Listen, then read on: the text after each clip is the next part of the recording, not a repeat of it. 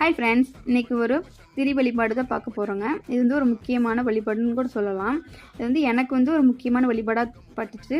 இதோட பலன்கள் என்னென்னு பார்த்தீங்கன்னா, குழந்தை பாக்கியம், கடன் சுமைகள், அதுக்கப்புறம் வந்து மன அமைதி, முன்னோர்கள் சாபம் நீங்கிறதுக்கு வந்து இந்த திரி வந்து உபயோகமானது அப்படி சொல்கிறாங்க. இந்த திரியில் விளக்கு போட்டால் எனக்கு குழந்தை பாக்கியம் இல்லாதவங்க வந்துட்டு எனக்கு ரொம்ப விசேஷமாக பட்டுச்சு. எனக்கு ரொம்ப யூஸ்ஃபுல்லாக இருந்துச்சு.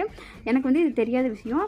நான் வந்து திடீர்னு வளர்த்துட்டு அரைஞ்சிட்டு இருக்கும்போது நிறைய நார் வந்தங்காட்டி எனக்கு யோசனை வந்துச்சு. இந்த திரியில் வந்து விளக்கு போடுவாங்களே, இது எதுக்கான பலன்கள் அப்படின்னு சொல்லிட்டு கூகுளில் பார்க்கும்போது தான் எனக்கும் தெரிஞ்சிச்சு. இது வந்து குழந்தை பாக்கியத்துக்கு, முன்னோர்கள் சாபத்துக்கு வந்து முக்கியமான திரி வழிபாடுன்னு சொல்லிட்டு இது எடுக்கிறது ரொம்ப ரொம்ப ஈஸி. நம்ம வளர்த்தண்டு அறியும் போது அதில் இருக்க நாரை வந்து நம்ம விரல்களால் சுற்றி நம்ம திரி மாதிரி மேக் பண்ணி வச்சுக்கலாம். இது வந்துட்டு அந்த பட்டையிலேயே வந்து தனித்தனியாக வச்சு நம்ம 2 நாள் வந்து பூஜை ரூம்லேயே வச்சோம்னா அதுவே நல்லா அதில் இருக்கிற நீரில் வற்றி நமக்கு காஞ்சு திரி வந்து ரெடி ஆயிரும். என் வீட்டில் குலதெய்வ பானை வச்சுருக்கேன். அதில் வந்துட்டு அகல் விளக்கு வச்சு அதில் எப்பயும் போல் பஞ்சு திரி ஏற்றுற மாதிரி வாழைத்தண்டு திரியில் வந்து ஏற்றினேன். ஒரு நல்ல பாசிட்டிவான வைப் கிடச்சிது, ஒரு மன அமைதி கிடச்சிது. இதில் பார்க்குறவங்களுக்கு நிறைய பேர் யூஸ்ஃபுல்லாக இருக்கும். ட்ரை பண்ணி பார்க்கலாம். இந்த வீடியோ பிடிச்சிருந்தா மறக்காமல் லைக் பண்ணுங்கள், ஷேர் பண்ணுங்கள், சப்ஸ்கிரைப் பண்ணுங்கள். தேங்க்யூ.